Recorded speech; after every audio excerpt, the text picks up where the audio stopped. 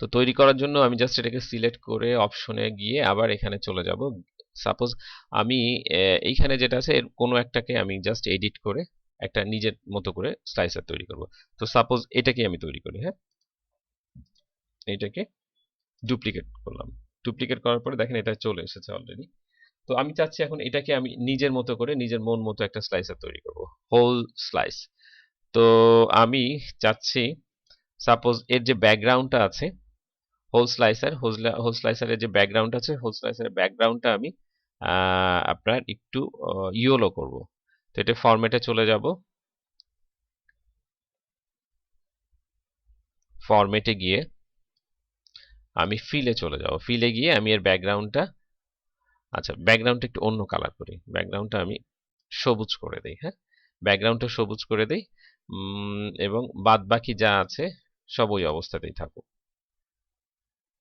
এটা কমলা রঙের আছে আপনার ইয়েটা, লাইনটা এটা এই অবস্থায় থাকুক, শুধু এটাকে আমি সবুজ করে দিলাম, সবুজের উপরে কমলা, অর্থাৎ জিনিসটা কন্ট্রাস্ট হবে, দেখতে বা বোঝা যাবে খুব সহজে। ওকে কনফার্ম করলাম, হ্যাঁ। অর্থাৎ এটা এখন অনেকটা এরকম হবে, যদিও দেখতে খুব বিদঘুটে লাগছে, কিন্তু আমি জাস্ট আপনাকে দেখাচ্ছি যে আপনি কিভাবে একটা স্লাইসারকে নিজের মতো করে একটা স্লাইসার তৈরি করতে পারেন এবং সেটাকে কিভাবে বারবার ব্যবহার করতে পারেন। এরপর আমি চাইছি যে হেডারটাকে ব্যবহার করতে। তো হেডারে যাব, হেডারের ক্ষেত্রে আমি ফরম্যাটে যাব। ফরম্যাটে গিয়ে আমি এটার যে কালারটা দেবো সেটার আমি লাল কালার দিতে চাচ্ছি, হ্যাঁ, লাল কালার। ফিলটা লাল কালার নয়, আমি ফন্টটা লাল কালার দেবো। এটাকে নো কালার করে দিয়ে ফন্টটাকে আমি লাল কালার করে দেবো। লাল কালার করে দিলাম, বোল্ড করে দিলাম, হ্যাঁ, একটু সাইজটা 10-এ এনে দিলাম, দিয়ে ওকে কনফার্ম করলাম। দেখেন এই যে আমাদের হেডারটা কিন্তু এখন লাল রঙের হয়ে গিয়েছে, অর্থাৎ এই ডিস্ট্রিক্টটা এর পরবর্তীতে আমরা লাল দেখতে পাবো এবং ব্যাকগ্রাউন্ডটা কি দেখতে পাবো, ব্যাকগ্রাউন্ডটা সবুজ দেখতে পাবো। আচ্ছা, এরপরে আমি দেখব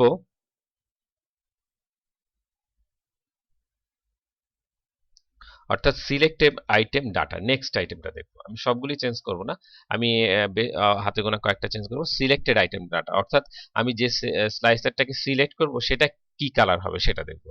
তো এটার জন্য আমরা সিলেক্ট আইটেম ডাটা গিয়ে ফরম্যাটে যাব। ফরম্যাটে গিয়ে আমি চাচ্ছি যেহেতু ব্যাকগ্রাউন্ডটা সবুজ থাকবে, সিলেক্টেড অবস্থায় থাকবে আপনার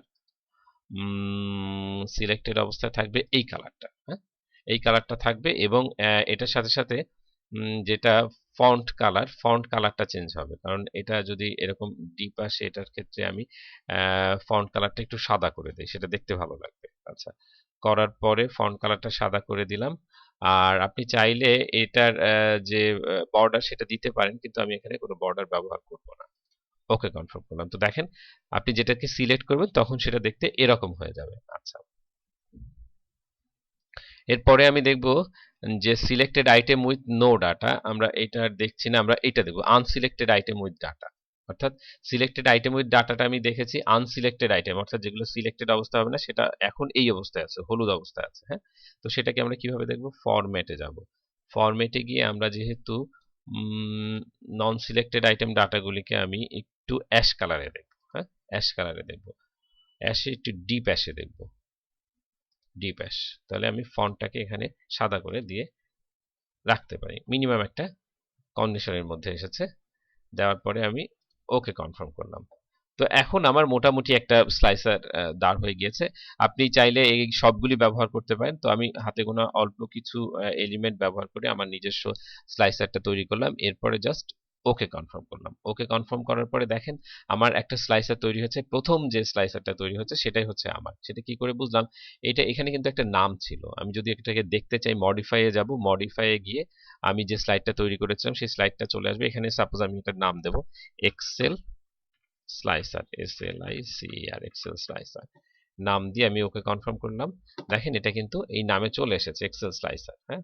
এটা সবার উপরে থাকবে কাস্টম নাম করে, যেহেতু এটা আমার তৈরি। এটাতে আমি এখন যদি সিলেক্ট করি তো আমি ঠিক যেটা তৈরি করেছিলাম, খুব বিদঘুটে তাই না? যাই হোক, তো এইভাবে আপনি আপনার নিজের প্রয়োজন মতো স্লাইসার তৈরি করতে পারেন। দেখেন আমি কিন্তু বলে দিয়েছিলাম যে সিলেক্টেড আইটেম ডাটাটা কেমন হবে আর যেটা সিলেক্টেড হবে না সেই ডাটাটা কেমন হবে সেটা। আর যেহেতু আমি হোভারে কোনো চেঞ্জ করিনি যার জন্য এটা ডিফল্ট হিসেবে যেমন ছিল তেমনই আছে। আপনি চাইলে এটাতে সিলেক্ট করতে পারেন, এটার ক্ষেত্রে এটা এইরকম হবে। আবার যদি ডিসিলেক্ট করেন তো এটা এরকম চলে আসবে, অর্থাৎ আবার সেই আগের অবস্থায় চলে আসবে। তো এভাবে আপনি আপনার নিজের মতো করে স্লাইসারটাও চেঞ্জ করে নিতে পারেন। তো এতক্ষণ আমাদের সঙ্গে থাকার জন্য আপনাদের ধন্যবাদ।